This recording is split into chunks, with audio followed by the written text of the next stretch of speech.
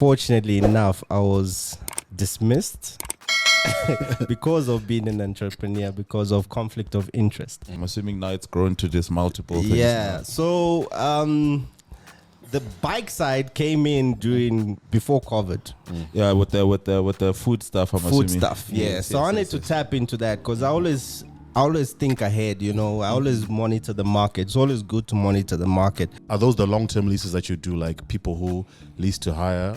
Okay, there's different models within the main model. Okay. So there's subscription.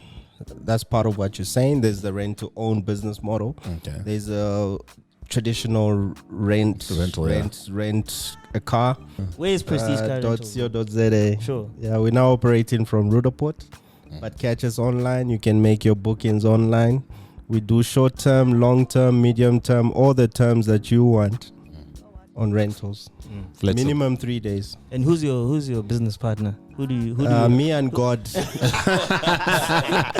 just want to say his business is on business rescue, right? Cheers. We'll catch you on the next one. Cheers. Welcome to episode 30 of the Business Agenda podcast. My name is Cash, also known as Uncle Cash.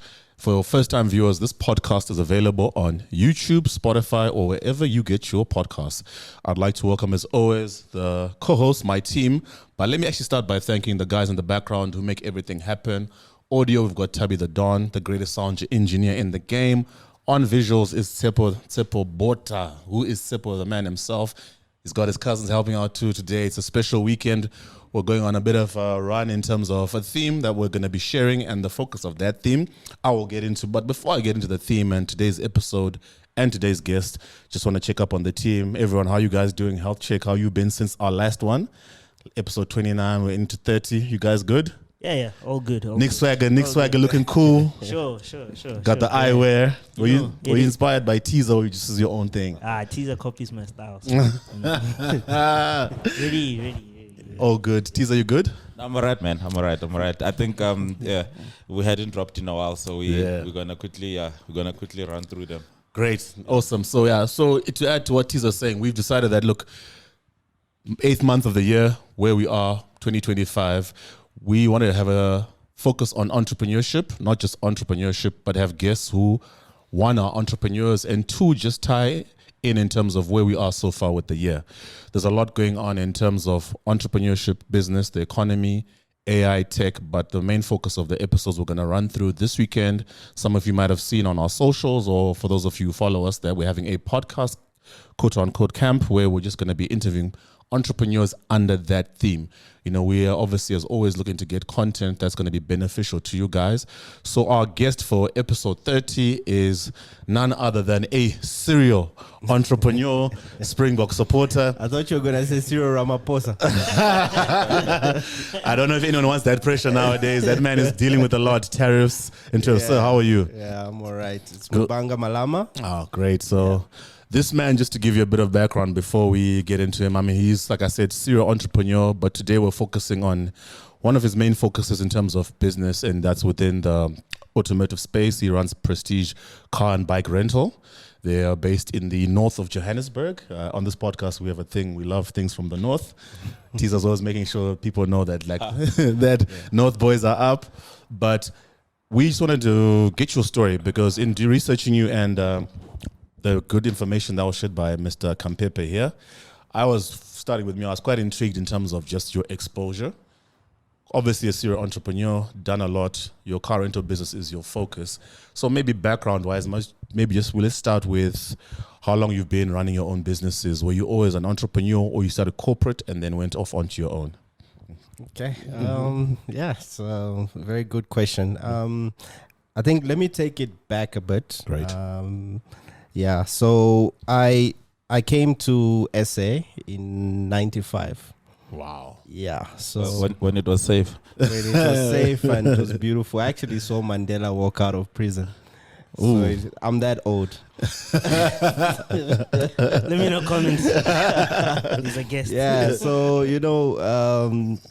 hustling. Then I was fortunate enough to school here. Okay. That's where I started learning, how to hustle and being a foreigner. I'm originally from Zambia. Okay. But I grew up here in SA. Okay. Went to school here.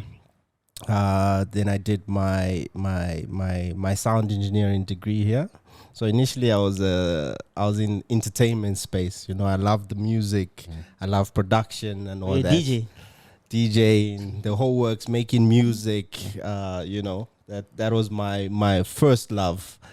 And then when I finished that, the first job they told me as a sound engineer, they say you're gonna be a runner. So a runner is those guys who picks up the cables and concert style. Yeah. Like hell no.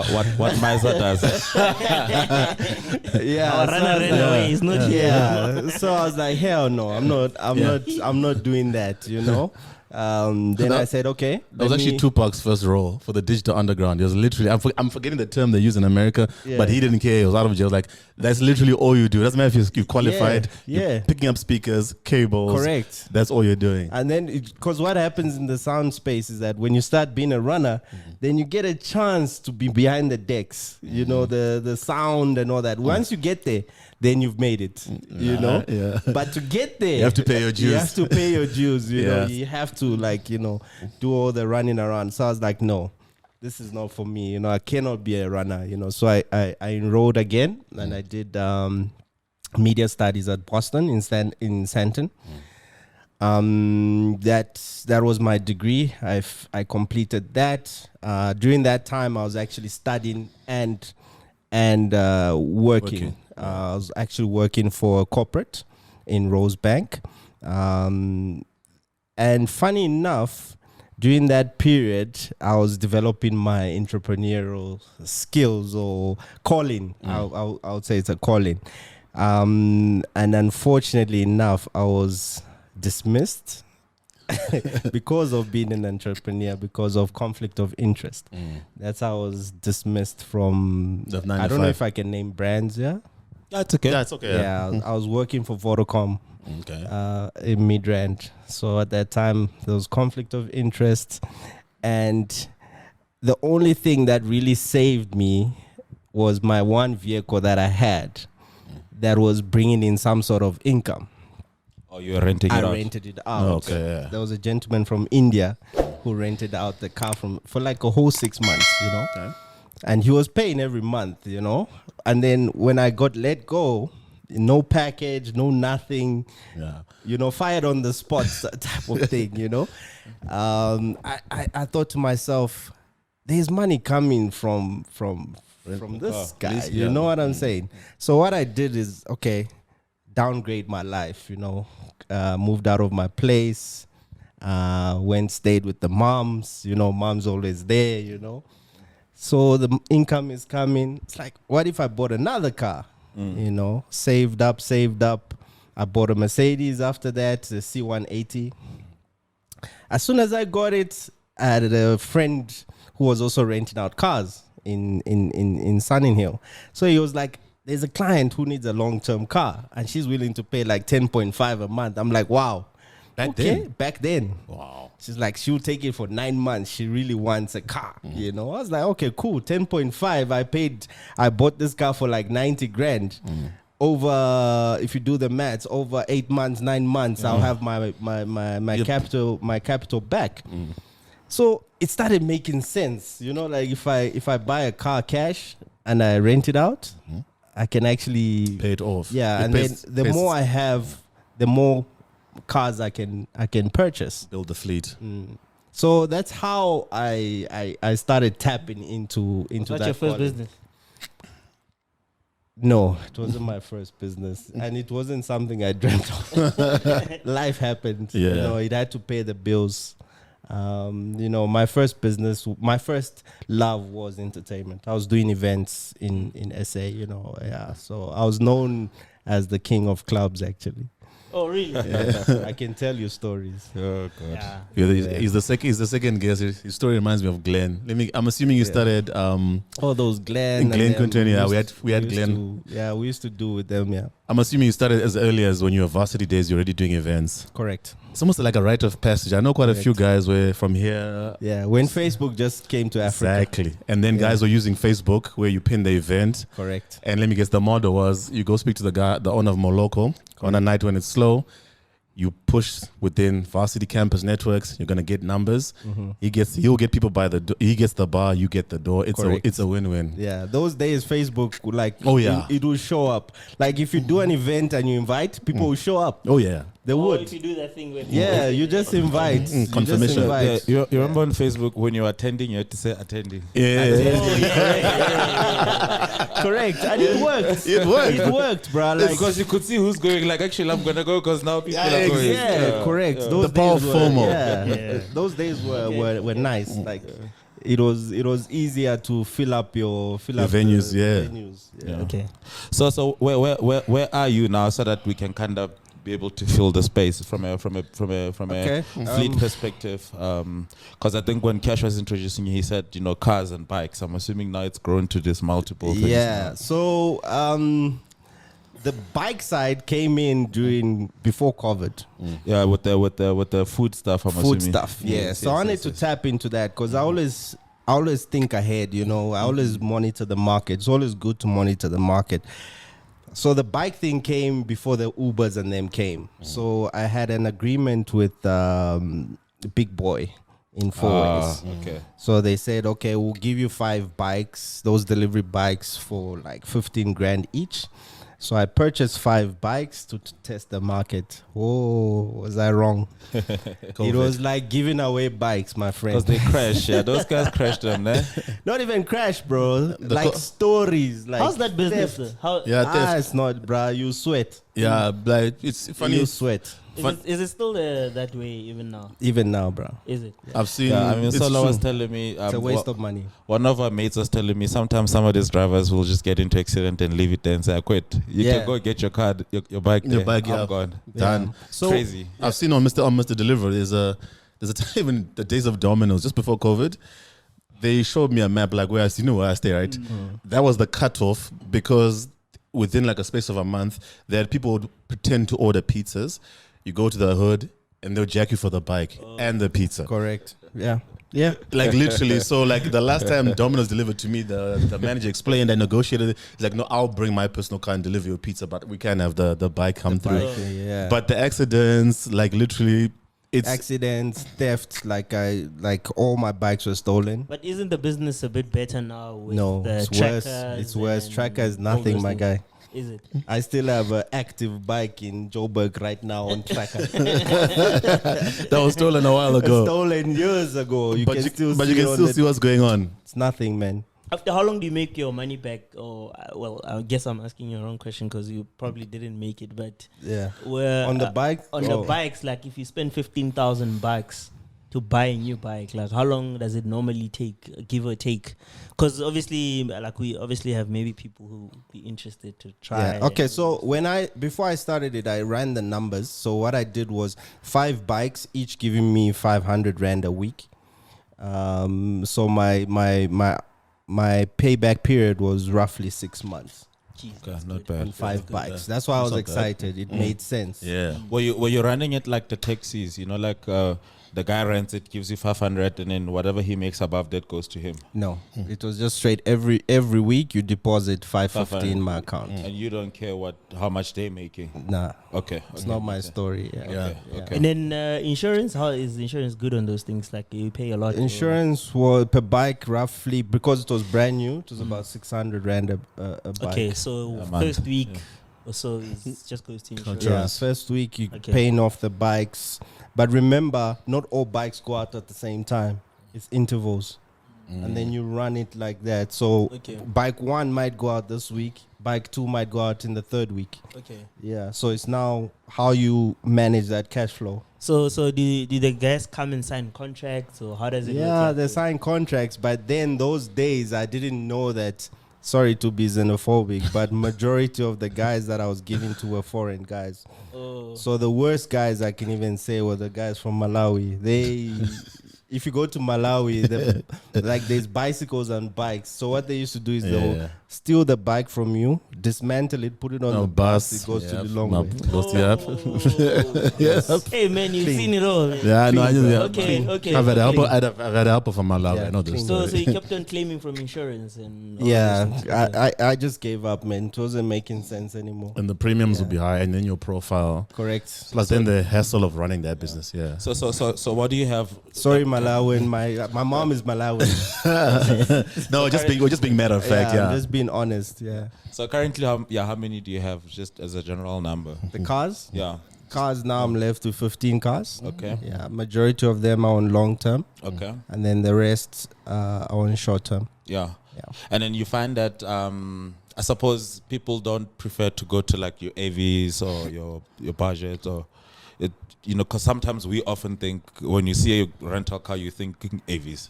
Hertz and whatnot. How easy is it or how difficult is it to kind of go against some of these big brands?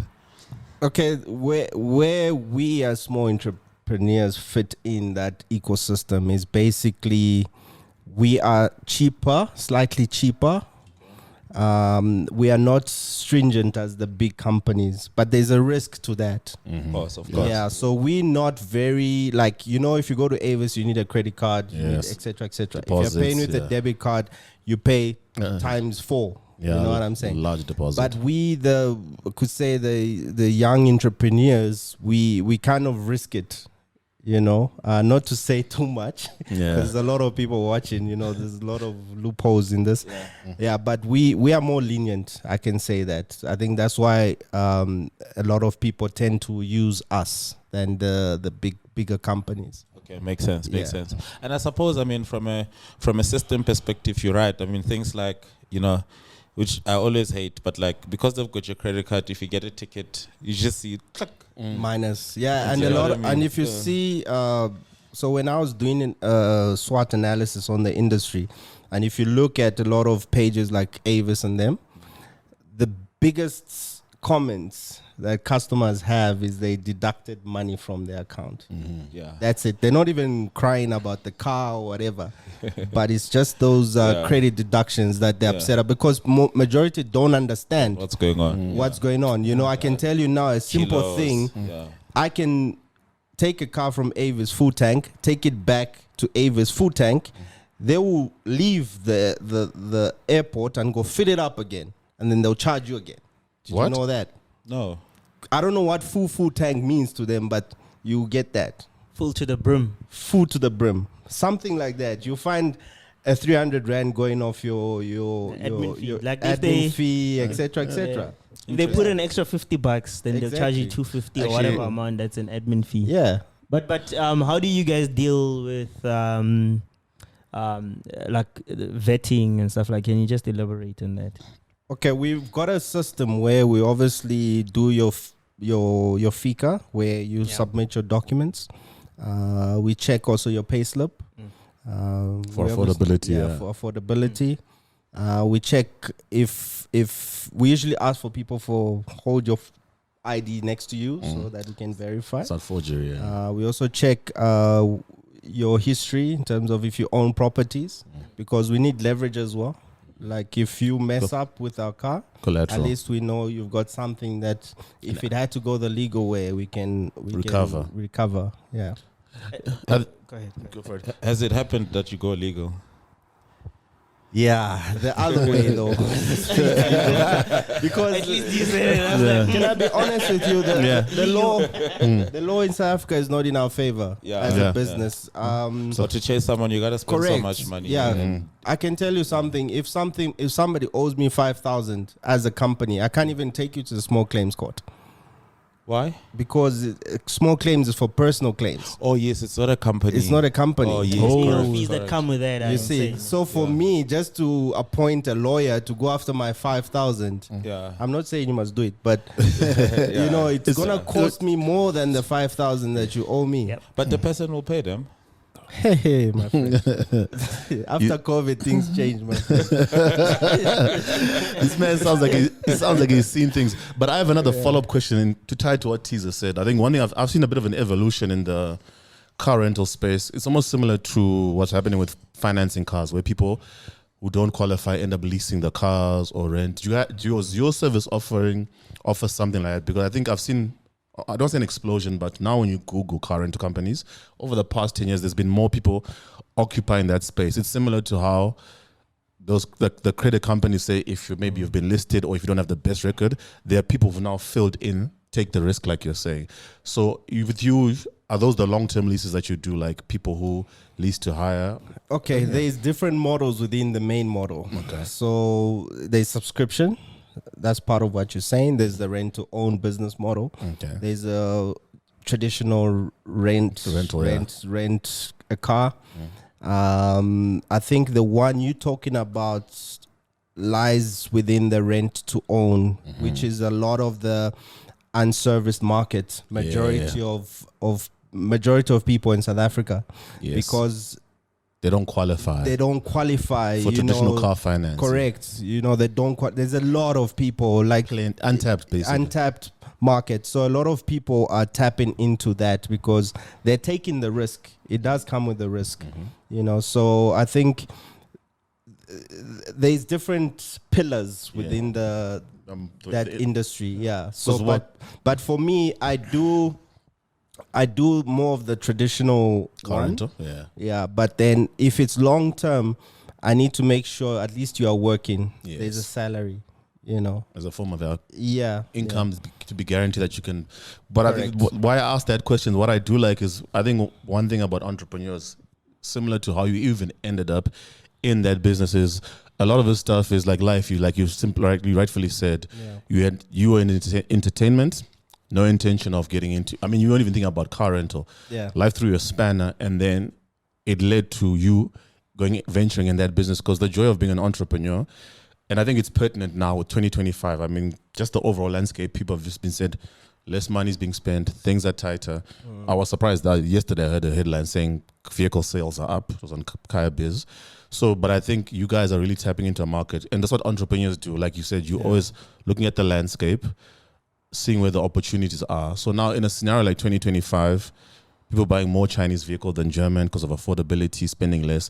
Do you see this space growing where people who aren't going to the conventional bank car finance route come for the rent to buy? You see that growing, or it's happening. It's massive. The rent to buy is similar to like your subscription models. So you see now manufacturers are using the subscription model. So for example, Toyota's got Kinto. Kinto is a subscription model. You don't really need to own the vehicle. So what happens is that every second year or so, you can take back a car and upgrade yourself. Okay. Can you use a Can you use a car like that for business purposes?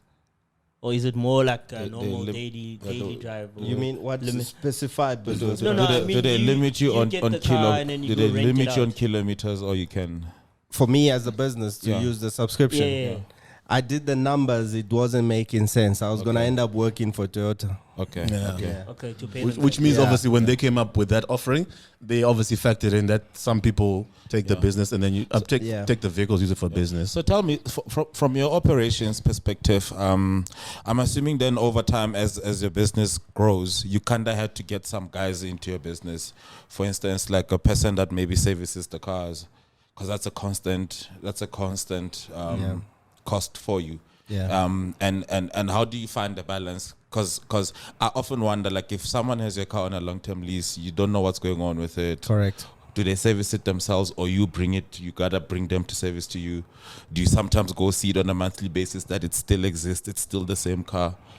From a trading perspective, how do you balance all of that to make sure that your assets actually well looked after? Yeah, it is a balancing act. I won't lie to you, but there is certain mechanism that we've put in that helps. Trackers. Yeah, there's tracker. But let me take a step back in terms of what made me now open another parallel to the car rental. So over time, I saw that I was spending a lot on mechanics and fixing the cars, yes. Buying the wrong cars. That was a big problem. There was a time, I regret this. I bought a Mini Cooper, worst decision. Damaged, expensive, like servicing. Yeah, there's some cars you need to buy for your fleet. that you don't like. You know, you don't buy with emotions. It's purely for the business. In the beginning, I was buying with emotions, so my overheads in terms of repairs were quite high. So what I did was, I opened a spare shop actually. So to supply yourself, supply myself, while you also sell and to then I market. could get the parts on credit. Okay, Smart. makes sense. So free up the cash flow. Another business, almost a subsidiary. I was going down the value chain because effectively, obviously, I know your business a lot, so that's why I'm not asking questions. But how was it going down the value chain of getting a mechanic and now entering the space of spare parts? Because that's like a whole different speciality altogether. And I've called you for a lot of spares and stuff like that. But you know, how did you find moving now from the rental part into one level down? It's hustler's mentality, man. Like, figure it out. You know, what I did was like, okay, minimize the costs. How much am I spending per month on repairs? I can just channel that money into a workshop, have a mechanic, have the spares in-house. I will spend less. You see, so that already gave me motivation. Then once we opened the store, it was just learning. Luckily, the person I partnered up with was a mechanic, so I was learning from him in terms of, you know, and just industry, industry, that part of the value chain. Because for all the jokes about those guys not being the most organized, they know in terms of spares where to get. Because it's like working with a contractor. In most of us, if you want to get something, you're gonna think traditionally builders, but they'll tell you, no, that place is expensive. Go to Chamberlain, go to this. Exactly. And just to follow up on that, obviously, that kind of led into a different business for you, as you say, right? And then, do you mind touching then on like your further expansions on that business, your export business, and your branches? Let me take a step back to his question. I didn't answer it fully.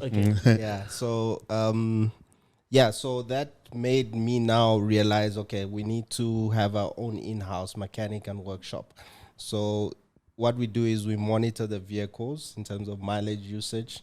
Obviously, there's trackers on the vehicles, and then communication with the clients when service is due.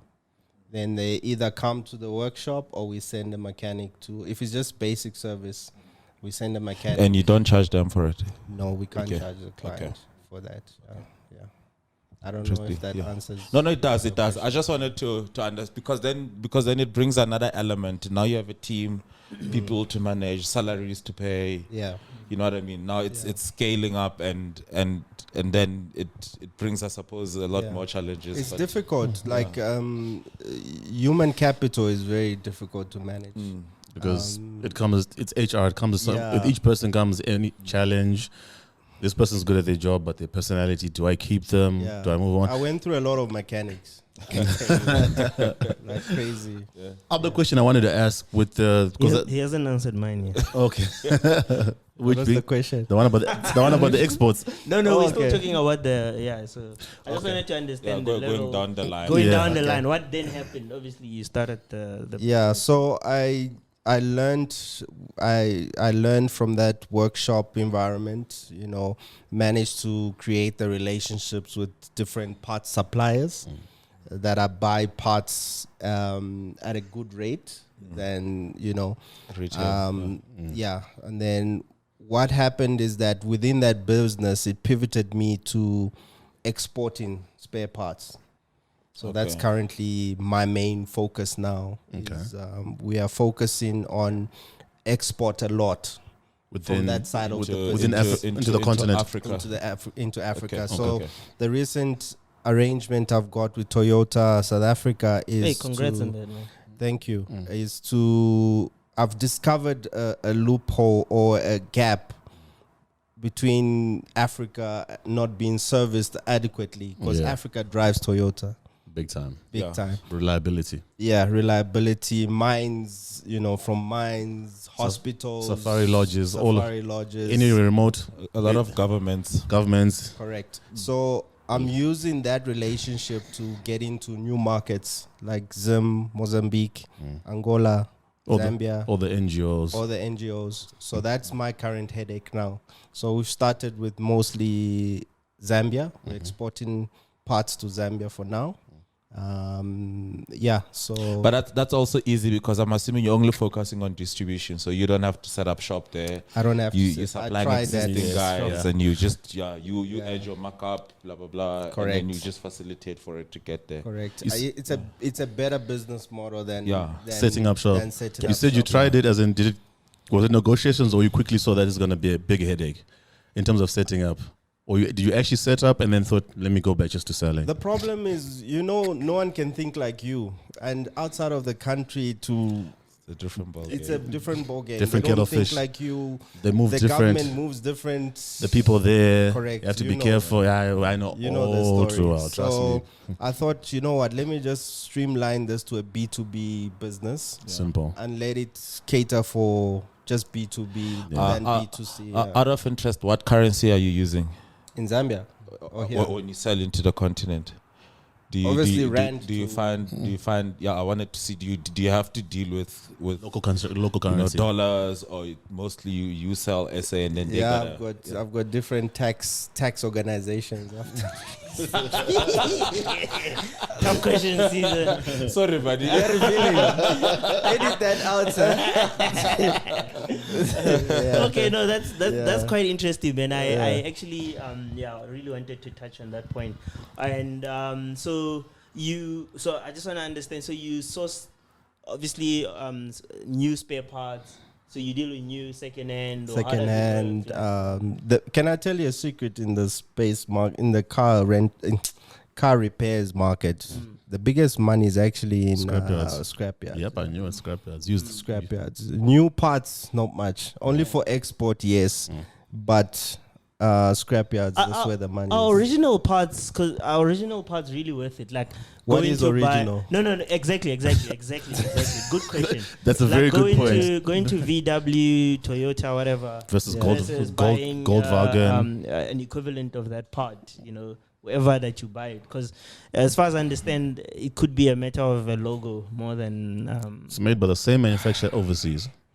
That question is loaded. It's difficult to answer, like, what is better, because there's so many people cutting corners. Okay. Like, even the dealerships are cutting corners themselves. Okay. Because remember, for example, if you take your car to VW for service, you're not gonna stand there and see what filter did you put in. There was even an uproar on Twitter where I think it was a VW dealership. They had a Goldwagen guy delivering parts at them. So Funny you mentioned that. Like, I recently serviced my car, and we were having the same conversation with the guy, and the guy literally said, "We actually sell to VW." correct. See now, and if you look at the value chain where apparently where the But parts I are also being get made, it. Yeah, they don't have to hold stock, because then holding stock is expensive. It's Because expensive, like yeah. that, stock holding costs, and your money is locked in there, and then these parts are not moving, so it can Correct. be tricky. Yeah. That's why I find a lot of parts, when you want a specific part, they don't have it local. They'll give you a lead time, because for them as a car manufacturer at that level, if they're going to have that part at every dealership, it doesn't make any sense. Stock holding costs. What I wanted to ask you, you kind of touched on, but this business with the spares is interesting because it led you to negotiating, buying parts on credit, and to the point where obviously you've grown with it, you've pivoted, you're now exporting. What experience did you lean on in terms of not just negotiate, because it's beyond negotiating to get credit terms, it's to get good credit terms. And like, I'm assuming there's a journey of, as you learn with the first negotiation, the next part supply, you're negotiating better, you're learning from the mechanics. So what did you tap into in terms of those? Because entrepreneurs are always negotiating, especially in the climate we're in. Firstly, dealerships in South Africa all operate differently. True. Like, because majority of them are franchise. So you call them dealer principals or whatever, So a Toyota in Four Ways might not be the same owner as a Toyota in Centurion. So your rates will always be different, So you just need to find the right balance of what works for you. I've got an account with Mercedes. They only give me 3%. Then you get your Toyota, will give me a better rate, percentage, discount percent. Then you get the new brands, the JAC Motors, they give me like 5%. So it's just, they differ. There's no like standard fee or whatever. But obviously, the more you order, the better your relationship is with the guys. Then they obviously can squeeze more. Okay. Yeah. And yeah, man. I know obviously we are doing okay, but I guess we need to move on. But the question that I wanted to ask you that's also quite a bit important is surrounding funding, which is obviously a question a lot of people would have. Is like your approach to funding. Do you have a financial muscle backing you? How do you get funded effectively? Funding itself, man. Like family, Close friends. Friends. What's wrong with banks? He doesn't like banks. No, not that I don't like them. I just use them for certain things, but it's not like they will change my life sort of funding. You know what I'm saying? And I don't know, maybe that's my weakness. I haven't really explored that space. I think I'll leave it to Nico because he's in that space. Of course. But there's obviously something I need to learn. Hence why we always learning these things. But I've up to now, it's majority of it just hustling and pushing and self-funding and In cash, you know. right? Sorry? In cash. Like, I mean, we've had Cash. long discussions about Yeah. you getting more debt. And who won out of that discussion? Yeah, I know you're supposed to be buying stuff in cash. He doesn't want to buy. I'm not trying to sell him debt, but Yeah. I'm just saying that for expansionary purposes, Yeah, given it the does help. success in his business and all of those things, It does help. these facilities could help, right? So Definitely. so it's quite interesting to hear. And then I guess to move on, I just want to get a sense from you in terms of 2025. We're here now. Okay. How you navigating like 2025 and the economy, post-COVID economy as they call it.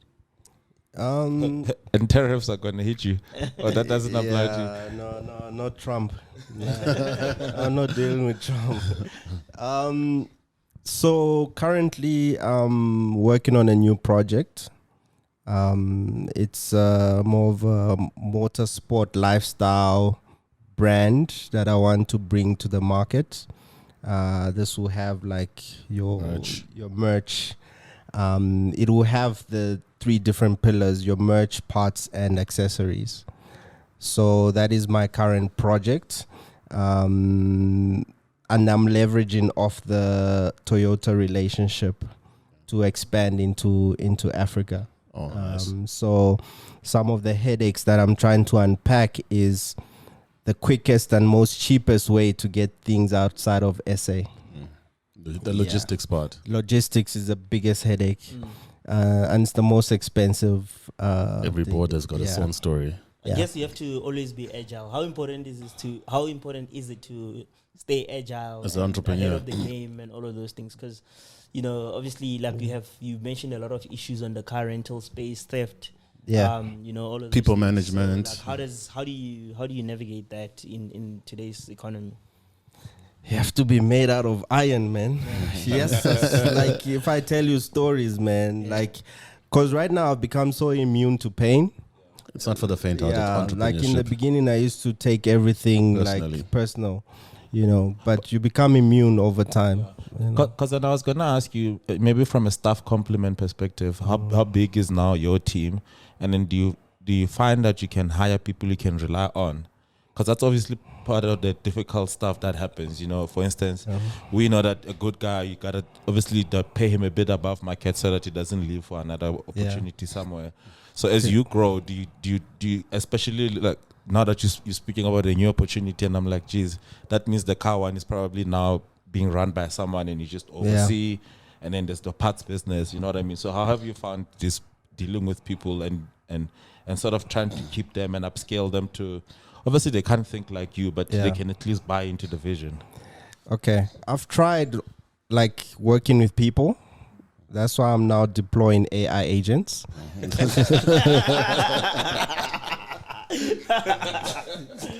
I'm actually we are building AI agents. But initially, I do the main people, like if on the rental side, the main people that I really are core to my business are drivers, because majority of the rental stuff I can literally run it remotely, and that's how I set it up. I've tried offices and people working. It doesn't make sense to me. You know what I'm saying? Like, The overhead cost yeah, is not the overhead is not paying necessary. salary for that. So I rather have drivers, because those are the key guys. You know, if I've got a breakdown, I can send a driver. So currently I've got 3 drivers that assist me whenever, and these guys are positioned in key areas, you know, like your Midrand, what is this? Midrand, Randburg, you know, so anytime that there's a breakdown or an emergency, they can attend to it. They're So they're mobile, not, yeah. they're not like we are employed by you, you know, Yes. they still get to do other things. Which is a win-win situation. Yeah, for because I think we need to be hybrid right now. You know, as small businesses, we need to be hybrid. Manage your costs smartly. When it comes to the flow, when it's booking and all that stuff, so the agents that we're building will be able to actually communicate with the client and even take a booking, and then all I receive is that inquiry, finalized inquiry. So now the agents can even do the invoicing Like via WhatsApp or slash website. anywhere. Website, WhatsApp. That's crazy. Yeah. Does that cost money?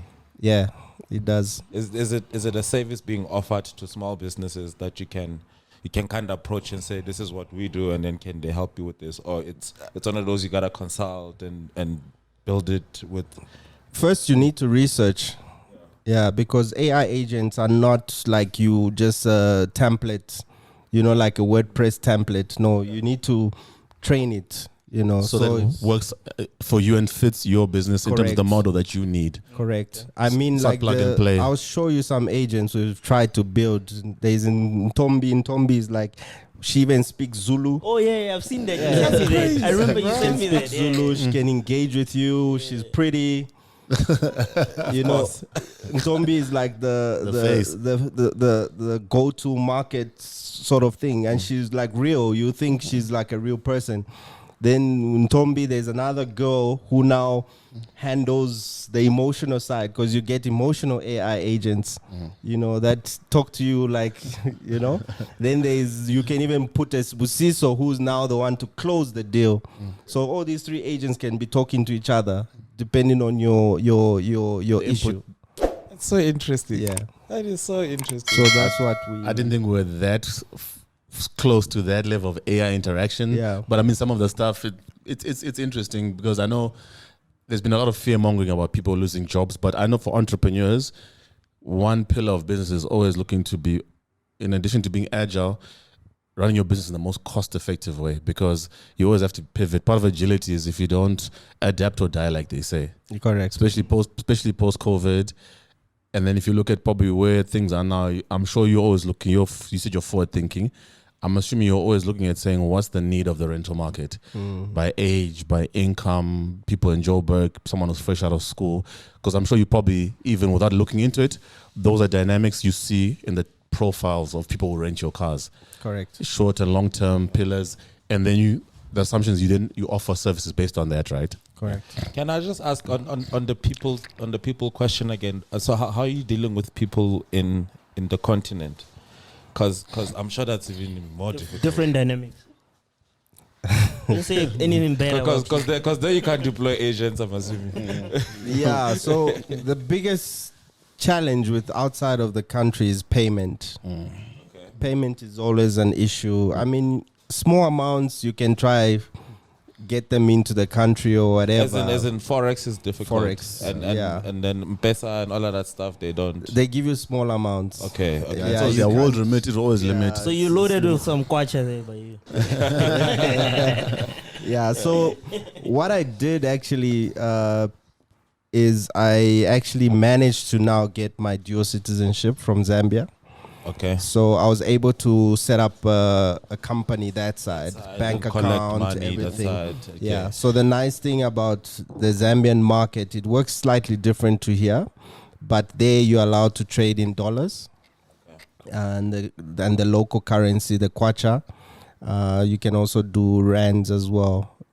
So it kind of, it's a bit more flexible than here. You know, it's easy sending money to Zambia from here than sending money from Zambia to here. Yeah. Okay. So South Africa's quite stringent in terms of inflows of foreign Correct. currency. Yeah. So my last question from my side is so, you know, and I think when we started this, we were talking about, you know, the border thing is a big issue in South Africa. And all of that it comes with, and it had sparked a thing in our minds to say, look, we don't see Africa as a market, because everybody comes here, but how much of an opportunity is out there just for people to kind of get context, you know what I mean? Because sometimes we can feel like ideas are fully deployed in South Africa, everything is saturated, but how much of an opportunity is there out there in the African context? If for people to maybe just comprehend that it's... I think it's massive, because I'm sure you all traveled. For a basic thing like infrastructure, South Africa is 10 times ahead. Just a simple thing as infrastructure. Let's start from there. Just basic infrastructure, 10 times ahead. So people actually outside of South Africa think you are in New York. You know the way New York used to be when you're in SA?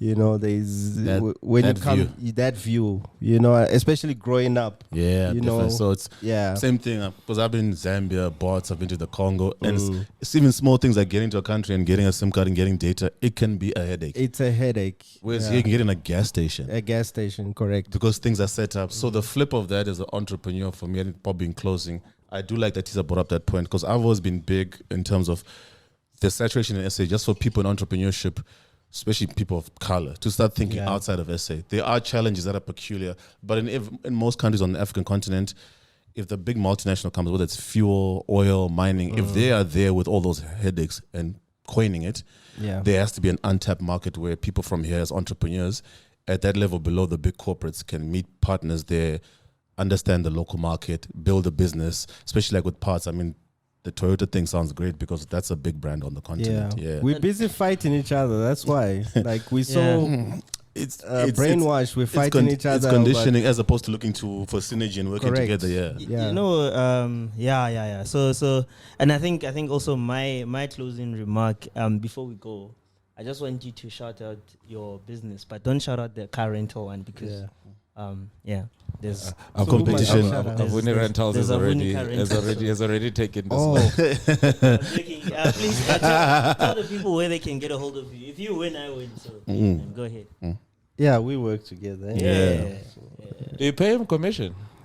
I pay him a lot, not even commission. I pay him commission, but I haven't given him money in a while. You haven't given me money. Yeah, we haven't done business together in a while. But you had your own issues the past few months. But you know, like he was just one story is like he sent me photos. Rescue.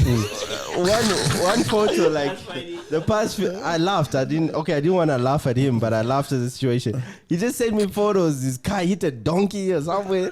I'm like, dude, go to the mountain, bro. That's why he messaged me. He's like, I must go to the mountain. It needs a cleansing. My guy, you saw flames, The business is tough, man. I thought you were gonna mention some of the difficulties, but it's good. You know, you don't want to scare off people to get into that space. It's not easy. It's a tough space, but shout out to the people. So one story before I shout out. Okay. There's this guy now who's causing rampage, man. He's renting cars and pawning them, man. Oh yes, we're dealing with that. Like we're dealing with that now. What does that mean? Like you rent a car, then you go pawn it for cash. Like you sell something that's not yours. But how does he sell it without the papers? Hey, my guy, go to your Joburg.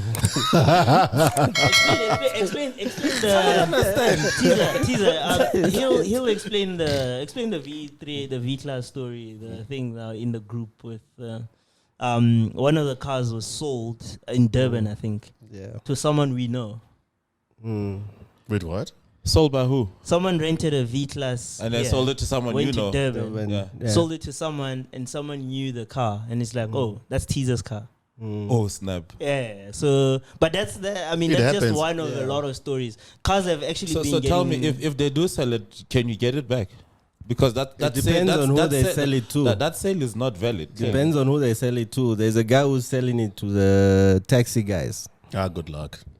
They're gonna change the You can chassis. just They're gonna change. They'll change the chassis number, call- engine done. Not even that. There was a friend of mine. Corners. There was a friend of mine who there's a client who rented a car from him. It was a SUV, and then the guy went and sold it to a taxi driver.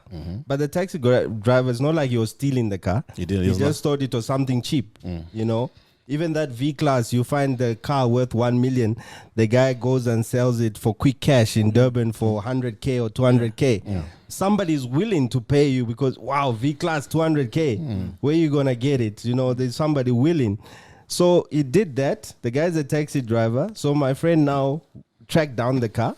They didn't want to give him because they thought you are part of they think that it's a scam. It's a You've syndicate. been scammed. It's Yeah. a syndicate. So he was like, "No, I'm not giving you the car." He took police. Police did nothing.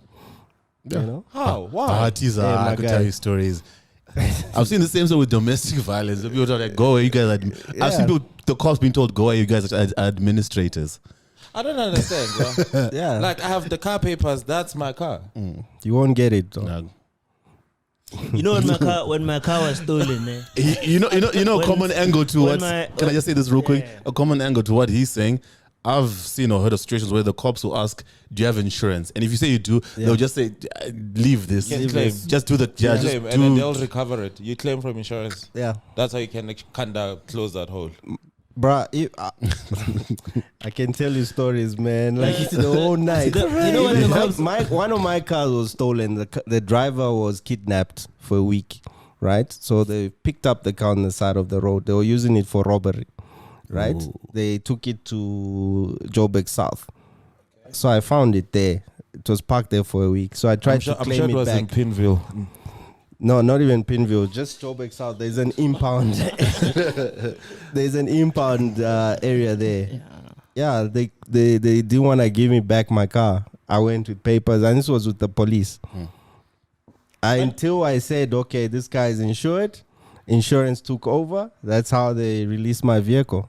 Remember, But me remember the personally- guys who, Yeah, who, that's who crazy. stole my car, and then they called me saying they found my car. I must give them $5,000. Correct. There's that scam. as well. No, when they that's a stole my scam. car, Yeah, that's a scam. and the guy is saying he's a policeman Yeah. or whatever. Yeah, the fake case. cops. But yeah. Anyway. Yeah. Anyway. go ahead. thank you, Prestige man. Car Rentals. Yeah. Where is Prestige Car Rental? .co.za. Sure. Yeah, we're now operating from Rudaport, but catch us online. You can make your bookings online. We do short term, long term, medium term, all the terms that you want on rentals. Flexible. Minimum 3 days. And who's your business partner? Who do you? Me and God. So out of interest, when people talk on the website, they'll be talking to your AI agents. Yeah. That's so interesting, man. That's so cool. The way things fine. are. No, Mr. Mubanga, thank you so much, Mr. Malama. It's your story is great in that it's colored. It's you basically showed all highlights and value. Which color are you talking about? It's storied. It's We have to be specific. You have to be Podcasting these days, eh? You have to be very specific. Yeah, you've Yeah. got a very storied background and career in terms of how you got into it, having come from the music background. And I just like the fact that, look, entrepreneurship sometimes is not planned. You stumble into opportunities. Always have to be agile. In the current space with AI and always looking for opportunities, you venture into one thing can lead to another. So not to box yourself, because what we do want is to highlight that despite the fact that 2025 has had its challenges at the high level economy level, with the trade, all that stuff that's happening with America and South Africa, but there are still opportunities here for entrepreneurs. There are still opportunities on the continent. And it's great that someone like you who's in the automotive motor car space industry, challenges aside, you should obviously have to be thick-skinned, numb to the pains. And like Nico rightly said in closing, we don't want to close off that idea that people can get in the space, because it is a good space. It's given you a very obviously varied career as an entrepreneur. And look, we look forward just, hopefully having you back on the podcast in the future, and at some point you tell us more stories of how things are going, hopefully more positive and less dramatic. Yeah. But no, I can't wait to see your name on the Forbes Africa Thanks, man. top 50 Yeah, there. top 50, yeah. That's my man. we know exactly. That's when you're all gonna start claiming you. Exactly. Yeah. Once Toyota provides a Appreciate. solution for the logistics hassle into Africa, if you can get that nailed down, Yeah. I think that particular opportunity is sky's the limit. But no, thank you so much for accepting the invite to come through for our entrepreneurship series. We really appreciate, obviously, your story, the background you've given. Thank you to my co-host Nick Swagger and Teaser on the boards, Tsepo and the whole team behind the scenes. This has been episode 30. I just want to say his business is on business rescue, right? Cheers. We'll catch you on the next one. Cheers.